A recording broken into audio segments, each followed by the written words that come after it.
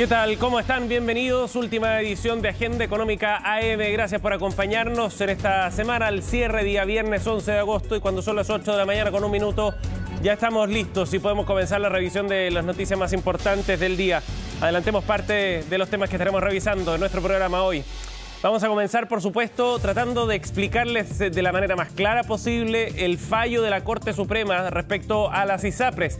Esta vez, a diferencia del fallo de fines del año pasado que tenía que ver con los planes que ofrecía las ISAPRES, esta vez se trata del reajuste de la prima GES. La Corte Suprema básicamente lo que ha hecho es anular el último reajuste y establecer un tope, un techo para el ajuste que pueden hacer las aseguradoras privadas. ¿Y cuál es ese tope? Bueno, el mismo precio que aplicaran en el periodo anterior, hasta 2019. Esto tiene consecuencias importantes, evidentemente, sobre todo si es que se piensa en la posibilidad de una devolución de recursos de parte de las ISAPRES a aquellos afiliados que así lo reclamen. Hay un ámbito todavía de interpretación para este fallo. Será la superintendencia probablemente la que tenga que zanjar este tema, así lo encomienda al menos la Corte Suprema. Ha habido reacciones de parte de ex superintendentes que nos permiten entender mejor el fallo, también desde el sector privado, por supuesto, y del sector político. Es el que tiene ahora la tarea de legislar sobre este tema. Les contamos de todo eso en unos minutos acá en Agenda Económica. También vamos a revisar cuáles son las expectativas del mercado en materia inflacionaria para este año. En la última encuesta que realiza el Banco Central a distintos actores de mercado, hay una mejor proyección de aquí a fin de año con un cierre menor al que se había estimado en la encuesta previa, y esto evidentemente que tiene repercusiones desde el punto de vista del curso de la tasa de interés también. Les contamos en detalle qué es lo que plantea esta encuesta de expectativas económicas. Y en el proceso de desarrollo de la industria del hidrógeno verde, ayer se dio un paso bien interesante. La empresa multinacional Walmart inauguró acá en Santiago una planta de hidrógeno verde para uso industrial. Es un primer paso bien significativo, aunque pequeño en el tamaño del proyecto, pero significativo por el uso que se puede dar en definitiva a este combustible que está llamado a ser clave en la transición energética del futuro y donde Chile además sabemos tiene un potencial enorme. Se van concretando de a poco estos proyectos. Ya les contamos en una nota en qué consistió la inauguración de ayer. Y en materia internacional tenemos datos de inflación desde Estados Unidos que han movido los mercados. El día de ayer se publicó este nuevo antecedente que, si bien estuvo levemente por sobre lo que estaba esperando el mercado, de todas maneras es lo suficiente para ratificar la tendencia respecto a una caída en los precios en la primera economía mundial. Y esto es relevante también porque el mercado apuesta a que entonces la Reserva Federal podría suavizar su ajuste de tasas en el mediano y corto plazo. Ya vamos a revisar más respecto a cómo han reaccionado los mercados sobre esta noticia. Precisamente nos vamos a ver cómo están operando a esta hora las bolsas a nivel internacional. El cierre de semana pareciera que va a ser positivo. Habrá que ver cuál es el cierre definitivo de las distintas plazas bursátiles durante esta mañana, pero por ahora al menos los números mixtos que se veían en distintas plazas europeas ratifican un cierre de semana, como decíamos, favorable para las bolsas a nivel internacional. Mientras tanto, ayer Wall Street, después de este dato inflacionario, cerró en verde. Lo mismo ocurrió con el mercado local, con la Bolsa de Comercio de Santiago. Por otra parte, el precio del dólar ayer en nuestro país tuvo un retroceso bien importante después de alzas consecutivas. Había subido más de 35 pesos en los últimos 10 días. Ayer finalmente el dólar cerró en 846 pesos en el mercado local. Bien, vamos a analizar entonces y a contarles más detalles sobre el fallo de la Corte Suprema, lo que muchos han definido como un nuevo supremazo en contra de las ISAPRES. Esta vez se trata del reajuste de la prima GES, que es este instrumento que cobran las ISAPRES. Es un cobro anualizado y que permite el acceso precisamente a las garantías explícitas de salud, permite esa cobertura. Y bueno, lo que ha resuelto la Corte Suprema sobre la base de 14 recursos de afiliados en contra de las ISAPRES es anular el alza del precio de la prima GES que habían aplicado estas compañías de seguros. Es entendido como un golpe duro a las ISAPRES porque en la práctica le da la razón a los afiliados que reclamaban reclamaban que estas alzas habían sido injustificadas y arbitrarias. De esa forma, entonces, queda anulado el reajuste que se haya hecho hasta ahora. ¿Y cuál es el monto, entonces, que podrían cobrar las ISAPRES? Bueno, aquel que hayan aplicado en el periodo anterior, que terminó en 2019.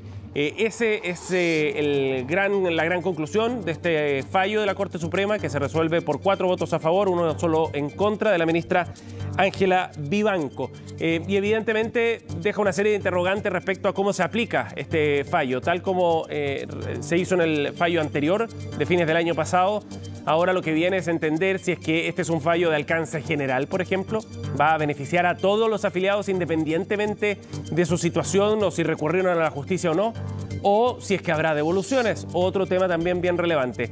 Conversamos ayer con el ex superintendente Manuel Inostroza, quien ejerce actualmente también como director de la ISAPRE Esencial, para entender mejor cuál es el alcance y el efecto que puede tener. Escuchemos su análisis bien extenso respecto al impacto que esto va a tener en las ISAPRES y luego cómo se resuelve aquel tema de las devoluciones.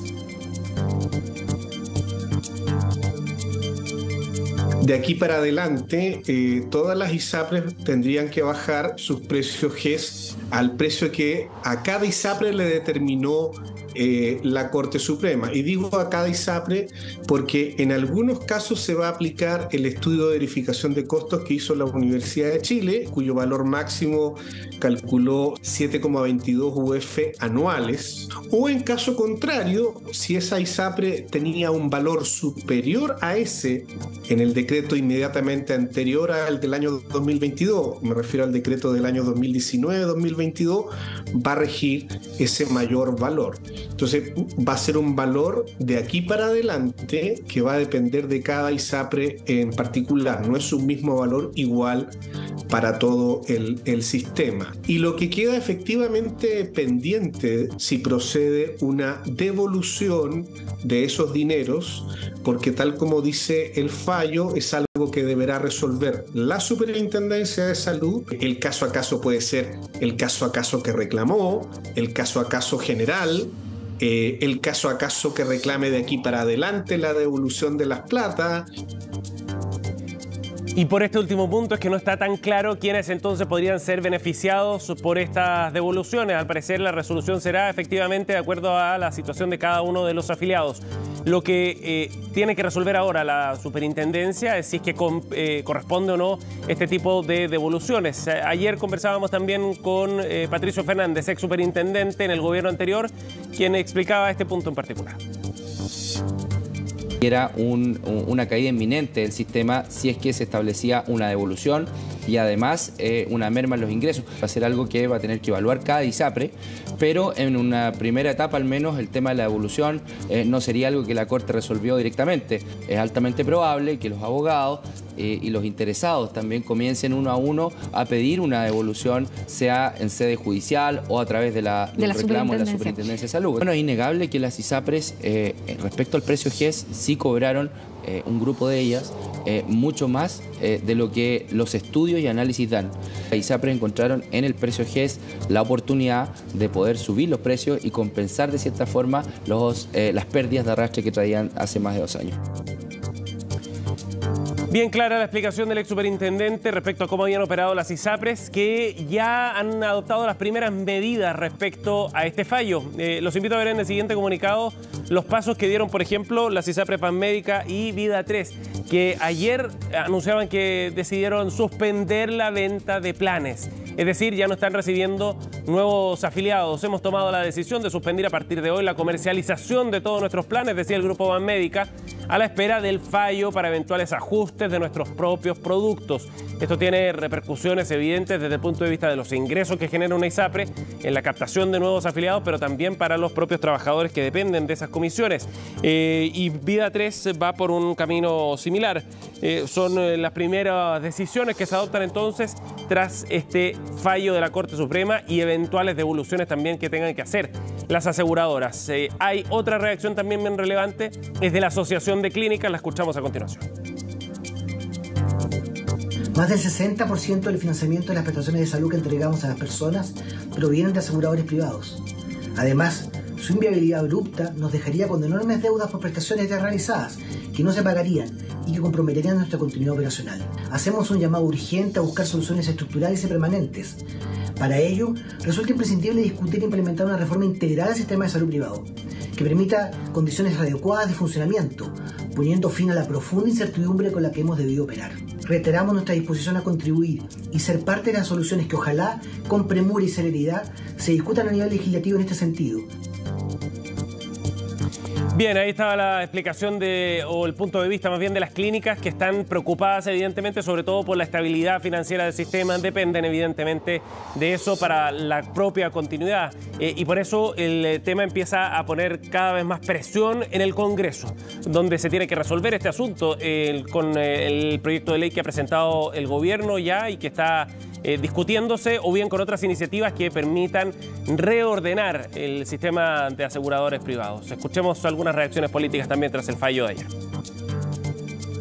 Se calcula que también han cobrado además la prima GES, pero claro, hay que ir viendo el caso a caso y no una devolución en general. No puede haber perdonazo, el fallo se tiene que cumplir.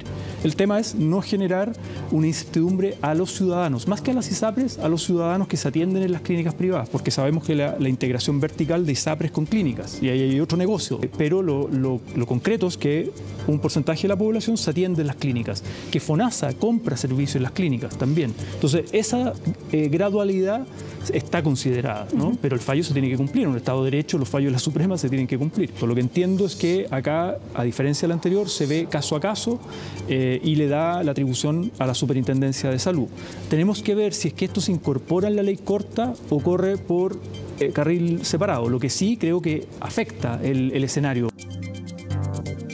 Este fallo de la Corte Suprema, por supuesto que es un nuevo elemento que viene a complejizar las ya trabajosas reuniones que habíamos sostenido para lograr un acuerdo que permitiera sacar adelante la ley corta de ISAPRE, fortaleciendo por una parte FONASA y por otra parte también dándole certeza jurídica a los 3 millones de chilenos que están beneficiarios del sistema privado de salud. Creemos sin lugar a dudas que esto implica que el gobierno debe asumir con competencias y con urgencia justamente la viabilidad del sistema mixto de provisión en salud. Bien, vamos a otro tema, son las 8:14 para contarles sobre la encuesta de expectativas económicas que publicó el Banco Central ayer, este sondeo que realiza entre agentes de mercado que han hecho un ajuste a la baja respecto a la inflación esperada para fines de año. Los invito a ver en la siguiente gráfica el detalle de esta encuesta que nos da luces respecto a cómo el mercado está viendo el proceso de evolución de los precios a nivel nacional. Y estas son las proyecciones respecto a agosto primero de un 0,3%, más o menos similar al dato que vimos ya en julio, que fue de 0,4%. Mismo número también para septiembre en la proyección que hacen en esta encuesta. Y en diciembre de 2023, ¿qué se espera? Un 4,1%, que está levemente por debajo de las proyecciones que se habían hecho en la encuesta de expectativas económicas del mes anterior. Y ya definitivamente anclada la expectativa para diciembre del próximo año en torno al 3%. Ahora, esto repercute también en la mirada que hay sobre la tasa de política monetaria y en las acciones que vaya a adoptar el Banco Central. Revisemos en la siguiente gráfica precisamente lo que están esperando para la TPM, donde se espera en la siguiente reunión que llegue a un 9,25%, es decir, un recorte de cerca de 100 puntos base. La subsiguiente reunión volverían a aplicar la misma dosis desde el Banco Central, es lo que espera el mercado por lo menos, y así al cierre de este 2023 en diciembre ya debería estar en torno a un 7,5%, de acuerdo a la encuesta de expectativas económicas del Banco Central. Bien, vamos a ir a otro tema. Ya les contábamos en los titulares que ayer se inauguró la primera planta de hidrógeno verde acá en Santiago para uso industrial. Es un proyecto que está empujando la multinacional Walmart, muy importante porque de alguna manera empieza a concretar todo ese potencial del que se ha hablado hace largo tiempo respecto a este que muchos definen como el combustible del futuro. En la siguiente nota les contamos más. El hidrógeno verde es el combustible del futuro y Chile quiere ser líder en el mercado mundial. Esto por las condiciones geográficas que permiten producir hidrógeno de manera limpia a un bajo costo. En línea de conseguir este objetivo, se inauguró la primera planta de producción de hidrógeno verde en el país y en Latinoamérica. Se ubica en Quilicura y significó una inversión de $15 millones. No hay ningún país que no diga que tiene el hidrógeno verde como un gran objetivo, pero hay pocos países que estén haciendo cosas que puedan mostrar cosas concretas en la materia. Chile tiene la ventaja de poder mostrar avances concretos, avances que podemos ver, que podemos percibir. Esta planta de producción generará el combustible para la distribución de productos, que de tener un resultado positivo se aplicará en otros centros. El hidrógeno, que es abundante en el aire, lo podemos obtener del proceso de electrólisis del agua. Es separar básicamente la molécula de oxígeno con la de agua. Y este es uno de los 3 pilotos que llevamos inaugurados en el último año. Son pilotos exitosos que nos permiten ir aprendiendo de los desafíos que tiene ser pionero. Hoy día esta planta va a abastecer el 60% de nuestras operaciones y vamos a seguir ampliando el uso de ella. La materialización de una nueva manera de producir energía valorada desde la industria. Trae beneficios. Aquí hay un equipo que se está capacitando, hay empleos que se están generando y sobre todo la transición energética se está acelerando. Sin embargo, la producción de hidrógeno verde en Chile aún tiene varios desafíos por concretar, principalmente regulaciones que permitan garantizar una competencia a nivel mundial, permisología, modelos de mercado y evaluaciones de impacto ambiental. Escalar este tipo de proyectos. La velocidad con la cual nos ponemos de acuerdo va a marcar el éxito. Para poner esto en un barco se necesita un puerto.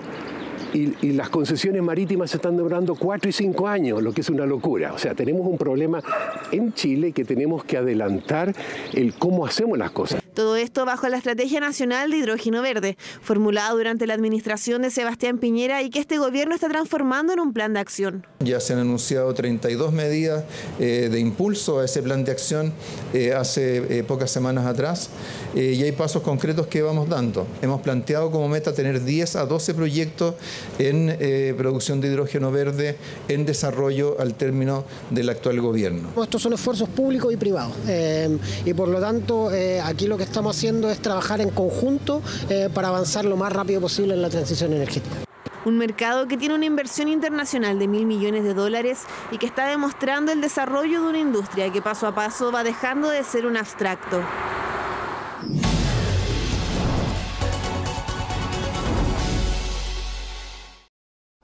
¿Acciones o fondos ETFs? Estoy hablando con mi agente de bolsa. Pero hoy en día se puede invertir más fácilmente. Tu hijo tiene razón. Si quieres empezar a invertir, lo mejor es hacerlo con XTB. Aquí tengo todo lo necesario para tomar las mejores decisiones financieras. Hazte cliente de forma segura, rápida y sencilla. Y una app intuitiva y fácil de usar. Con solo unos clics, invertido. Ya ves, hoy en día si quieres invertir, lo mejor es hacerlo con XTB. XTB ofrece derivados. Estos conllevan a un alto riesgo de capital. Primero, lo primero. ¿Hay algo más urgente que enseñarle a tu hija a amarrarse los cordones tal como lo hicieron contigo? No, no hay. Porque en la vida hay que tener muy claro cuáles son las prioridades. TEC. En el mundo de la minería, el mundo debe estar primero. Diferentes estudios afirman que mirar mucho tiempo el teléfono perjudica la columna, provoca molestias de espalda, tensión en los hombros y molestias de cuello. ¿Recuerdas que tu madre decía: ¡párate derecho! Bueno, ahora puedes pararte erguido y sentirte genial con Straight 8, la nueva herramienta de entrenamiento que te ayudará a pararte más derecho, ensanchar los hombros y alinear la columna para un alivio instantáneo. Todo mientras ayuda a reducir el malestar por encorvarse. Desde el momento en que te la pones, tu postura comenzará a cambiar. El secreto son sus 8 puntos de apoyo que se involucran en la espalda baja, espalda media, hombros y cuello, trabajando juntos para una alineación perfecta, desarrollando memoria muscular que te enseñará a pararte derecho por años. Me veo más alto, sumo el estómago, me veo en forma. La gente me pregunta si adelgacé, pero es por el Straight 8. Straight 8 es ultra cómodo, enriquecido con fibras de cáñamo que absorben la humedad para que puedas usarlo todo el día sin sudar. Se ajusta fácilmente para que pueda usarse por hombres grandes y corpulentos hasta mujeres pequeñas. Es tan ligero y discreto que puedes llevarlo debajo de la ropa y nadie notará que lo llevas puesto. Perfecto como apoyo en el trabajo, en el automóvil y evita que te encorves sobre la computadora en tu casa o en la oficina.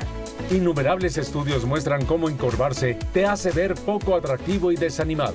Es por eso que necesitas Straight 8, para que comiences a pararte más derecho y con más confianza. Todo mientras ayuda a reducir el malestar de cuello y espalda. Los viejos aparatos ortopédicos pueden costar miles de pesos, pero ahora puedes ordenar tu Straight 8, la nueva herramienta de entrenamiento que te ayudará a pararte más derecho, ensanchar los hombros y alinear la columna. Y nadie notará que lo llevas puesto. Puedes pararte erguido y sentirte genial. ¡Llama ya!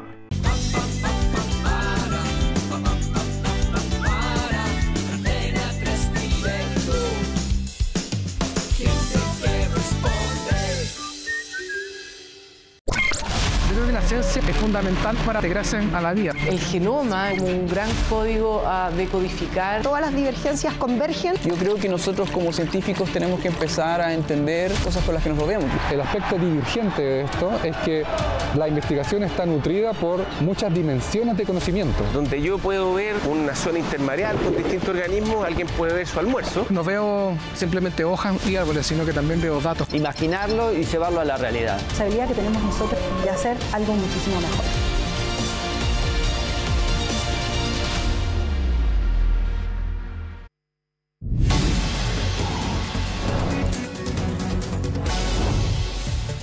Bien, ya estamos de vuelta, 8:22, y vamos a conversar de un tema bien interesante que tiene que ver con los resultados que arroja la tercera encuesta que desarrolla la Universidad Gabriela Mistral en conjunto con la encuestadora Black and White respecto al ecosistema emprendedor en nuestro país y sobre todo a la visión que tienen los chilenos sobre el emprendimiento. Si bien muchos manifiestan ganas de emprender, también detectan una serie de obstáculos que se lo impiden. Por eso vamos a conversar de este tema junto al director del Centro de Innovación en la Universidad Gabriela Mistral, Sebastián Sichel, que nos acompaña a esta hora de la mañana. Bienvenido, Sebastián, gracias por estar con nosotros. Hola, Sebastián, ¿cómo estás? Mucho gracias por el contacto. Bien interesante estas encuestas, Sebastián, porque nos muestran finalmente cómo están las condiciones y cómo lo ven aquellos que desean emprender para poder hacerlo efectivamente y detectar barreras que luego puedan ser solucionadas. En términos generales, hoy día se detecta un ánimo de parte de los encuestados, interés por comenzar el camino del emprendimiento. Claro, mira, lo que estamos haciendo en la Universidad Gabriela Mistral es hacer estudios trimestrales que no hay sobre emprendimiento, de manera de ir midiendo la variable de cuánto quieren emprender los chilenos y qué barreras encuentran. Y por lo tanto, el primer gran dato que nos da la encuesta es que los chilenos somos profundamente emprendedores. Más del 80% quiere emprender, más del 76% dice que cree que le iría bien en su negocio, particularmente segmentos que emprenden poco, como el C2 y C3. Además, quieren emprender no por solo ganar más lucas, sino básicamente porque creen que tienen una idea de negocio y por lo tanto, desde la perspectiva como de las voluntades o expectativas, somos un país, como dice Alejandra Mustakis, profundamente emprendedor.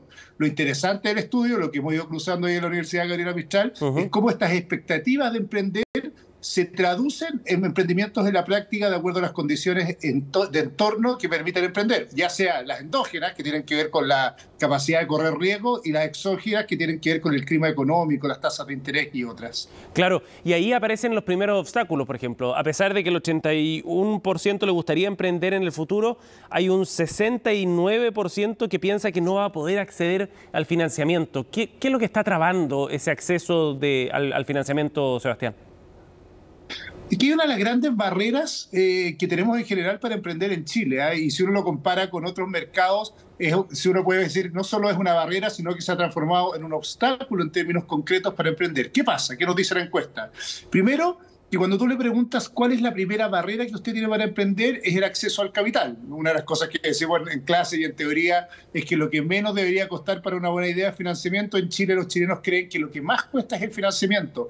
Y particularmente este dato se dispara en las mujeres, que supera el 80%. Dicen, mira, tengo la buena idea, pero si soy mujer, creo que no voy a tener financiamiento. Y además, aquí hay algo de sentido común, sienten que las tasas de interés son altísimas y que la única fuente de financiamiento son las bancarias o el Estado, y eso demuestra el poco músculo o el poco desarrollo que tenemos de financiamiento del venture capital, capitales de riesgo u otros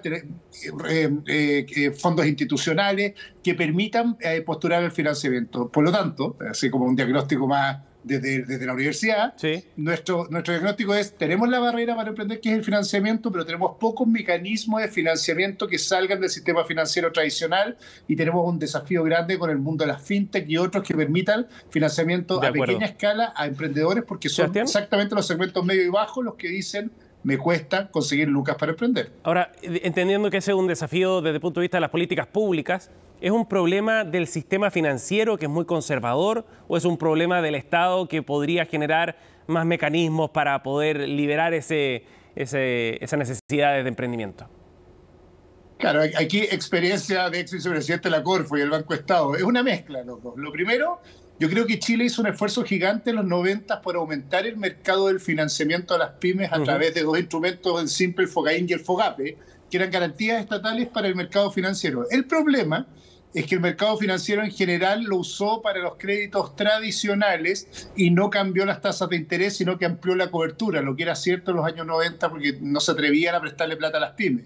Pero hoy día eso no ha significado en el fondo una rebaja de las tasas de interés o una rebaja de las condiciones de acceso o de evaluación de riesgo para emprendedores. Por lo tanto, faltan instrumentos que entiendan que los únicos mecanismos de financiamiento no son los bancarios, sino que hay que establecer garantías como esta que permitan, por ejemplo, que las fintech, por ejemplo, que sociedades de garantía avancen en la colocación de créditos. Y segundo, opinión más también desde la academia, pero con la experiencia personal, yo creo que el Estado tiene que ser más valiente y rematar, o más bien licitar, estas garantías a los bancos que ofrezcan mejores tasas, entendiendo que el problema, como lo dice la misma encuesta, no es la cobertura hoy día, sino probablemente las tasas y el acceso a tasas de mejor condición. De acuerdo. Uno de los problemas que hemos visto en la Mistral con los emprendedores es que la mayoría siente que se financia, o se financia en realidad por sus tarjetas de crédito y línea de crédito, que son lo peor que puedes hacer porque las tasas de interés están cerca de los 30 o los 40 y por lo tanto mucho más bajas que créditos reales para pymes.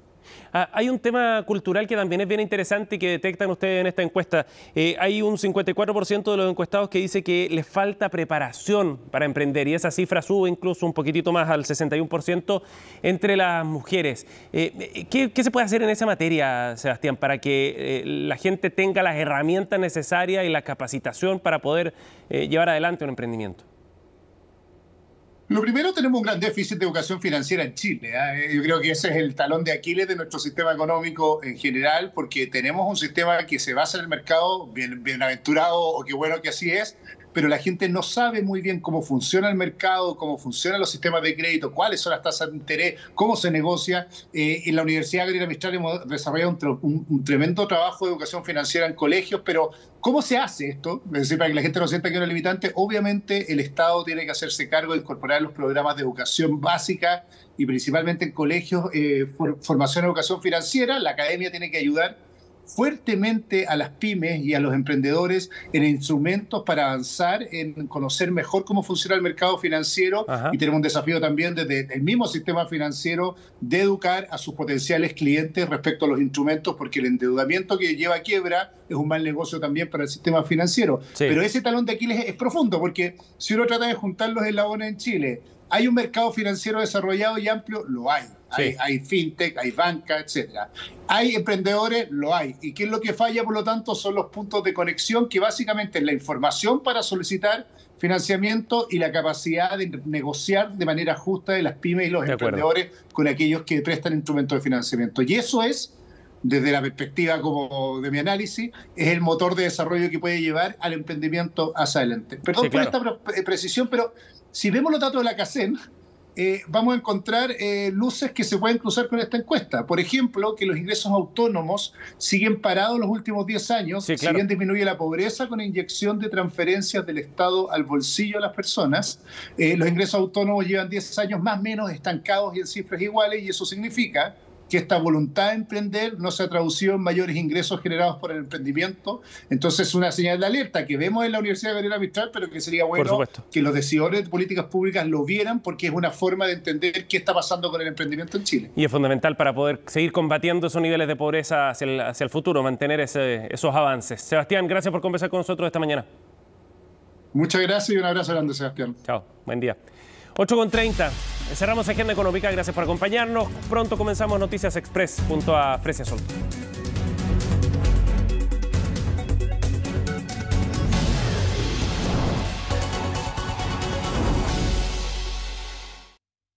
¿Acciones o fondos ETFs? Estoy hablando con mi agente de bolsa. Pues hoy en día se puede invertir más fácil.